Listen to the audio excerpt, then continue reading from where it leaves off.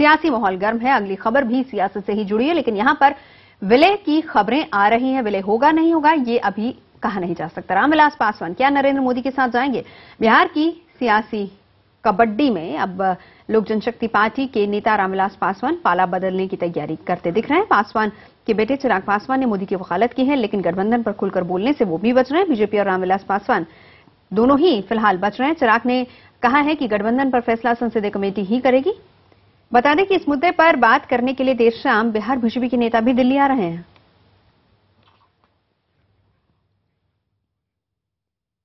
और रामविलास पासवान के बेटे चिराग पासवान का कहना है कि गठबंधन पर संसदीय बोर्ड का ही जो फैसला होगा उसे मंजूर किया जाएगा, लेकिन उन्होंने मोदी की वकालत की और कहा कि आज मोदी चुनाव में कोई मुद्दा नहीं है। चिराग ने यह भी कहा कि राजनीति में कोई अछूत नहीं होता। चिराग पासवान से बात की हमारे संवाददाता विक्रांत यादव ने। नया गठबंधन बनता हुआ दिखाई दे रहा है और इस समय हमारे साथ बात करने के लिए मौजूद हैं लोक जनशक्ति पार्टी के युवा चेहरा चिराग पासवान।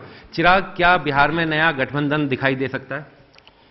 देखिए, इसके ऊपर अभी ये समय नहीं है चर्चा करने का। फिलहाल जो हमारा एक एग्जिस्टिंग अलायंस है उसको लेके हम लोग कोशिश में हैं कि अगर वो पूरी तरह से सीटों को लेके या जो भी है अगर वो सेट होता है, बट क्योंकि समय बहुत ज़्यादा खिंच गया है और कोई एक फाइनल मेटलाइज नहीं हुई है चीज़ें, तो इसीलिए पार्टी के नेताओं में कुछ डिस्ट्रेस ज़रूर है और वो लोग आगे की रणनीति तय करना चाहते हैं। तो इसी सिलसिले में पार्लियामेंट्री बोर्ड की बैठक होगी अभी 1-2 दिन में और उसमें आगे की रणनीति। क्या इसी डिस्ट्रेस जो समय बीतता जा रहा है, जो चुनाव प्रचार के लिए समय मिलना चाहिए वो खराब होता जा रहा है, क्या यही कारण है कि एलजेपी दूसरे विकल्प बीजेपी की तरफ भी विचार कर रही है गंभीरता से? देखिए, विकल्प के लिए हम विचार कर रहे हैं नहीं कर रहे हैं, ये जब पार्लियामेंट्री बोर्ड की बैठक होगी उसके बाद ये निर्णय लिया जाएगा। चिराग, मोदी के जो सपोर्टर्स हैं उसमें कहा जाता है कि युवा की संख्या बहुत बड़ी है, आप भी युवा चेहरा हैं पार्टी के, क्या चिराग पासवान भी मोदी को पसंद करते हैं? देखिए, मैं क्योंकि एक पार्टी का पार्लियामेंट्री बोर्ड का चेयरमैन हूं तो मैं अपनी व्यक्तिगत राय यहां पे पेश नहीं करूंगा। मैं बस इतना बोलूंगा कि इन सारे मुद्दों पे वो क्लीन नहीं, कोर्ट ने क्या वर्डिक्ट दिया, ये सारी बातों पे डिस्कस तब हुआ होगा जब पार्टी डिसाइड करेगी कि हमें बीजेपी के साथ जाना है या नहीं जाना। फिलहाल पार्टी में या पार्टी के कोई भी और नेता इस बारे में नहीं सोच। राजनीति में किसी को अछूत नहीं माना जाता, क्या चिराग पासवान बीजेपी या नरेंद्र मोदी को अछूत मानते हैं या उनकी पार्टी? मैं फिलहाल इस बारे में सोच भी नहीं रहा हूं। क्या अगर नरेंद्र मोदी, जिन्हें एसआईटी से क्लीन चिट मिल चुकी है, और दूसरी तरफ भ्रष्टाचार देश में एक बड़ा मुद्दा है, लालू यादव के ऊपर न केवल उन्हें कन्विक्ट किया गया, वो जेल भी रह करके आए हैं, क्या चिराग को लगता है कि अगर लालू के साथ गठबंधन किया तो वो नुकसानदेह पार्टी के लिए होगा? मैं फिलहाल इन सब चीज़ों पे कुछ नहीं बोलूंगा। जो हमारा गठबंधन की चर्चाएं चल रही हैं उसको लेके कोई भी अगली बातचीत सिर्फ और सिर्फ पार्लियामेंट्री बोर्ड की बैठक के बाद होगी। एक आखिरी सवाल, क्या नरेंद्र मोदी से अगर पार्लियामेंट्री बोर्ड में कोई एक राय बनती है, क्या चिराग व्यक्तिगत तौर पर उनके साथ हैं? जैसा मैंने कहा कि पार्लियामेंट्री बोर्ड का चेयरमैन होना एक बहुत बड़ी रिस्पॉन्सिबिलिटी है। इस प्लेटफॉर्म पे खड़े होकर मैं अपनी व्यक्तिगत राय प्रकट नहीं कर सकता। धन्यवाद। यह चिराग पासवान जो अपनी व्यक्तिगत राय नहीं दे रहे हैं, लेकिन एक तरह से साफ हो रहा है कि अगले 1-2 दिनों में बिहार में नया गठबंधन मिल सकता है। कैमरामैन पंकज तोमर के साथ विक्रांत यादव, दिल्ली, IVN 7। तो संसदीय बोर्ड की बैठक होगी और उसके बाद ही तस्वीर साफ हो पाएगी, लेकिन एलजेपी और बीजेपी के गठबंधन की सुगबुगाहट ने सियासत जरूर गर्मा दी है और इसे लेकर बयानबाजी भी शुरू हो गई है।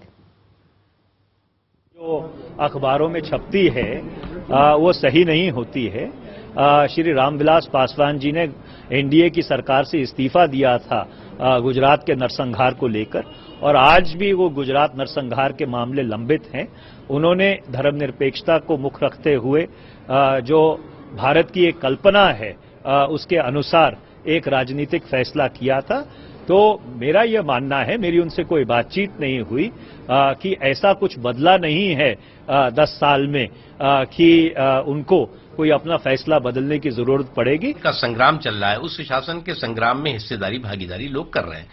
जो लोग आएंगे और जो लोग आ रहे हैं वो आपको एक एक करके पता लगेगा आपको। इसलिए कौन अभी आने वाला है, कौन आ रहा है, इसका कयास के आधार पर हम कोई बात करना उचित नहीं समझते। रामविलास जी का या उनकी पार्टी एलजेपी का अगर भारतीय जनता पार्टी के साथ गठबंधन होता है तो मैं समझूंगा इस देश की राजनीति की विडंबना होगी, क्योंकि हमें याद है कि 2002 में रामविलास जी ने इसी मुद्दे पर इस्तीफा दिया था और कहा था कि जो गुजरात में दंगा हुआ उसके लिए मोदी दोषी हैं और उनके सरकार को बर्खास्त करने की मांग की थी। तो चलिए, कांग्रेस, बीजेपी और एनसीपी कुछ भी कहें, लेकिन एक बात तो तय है कि सियासत में कोई भी दोस्त और कोई भी दुश्मन नहीं होता।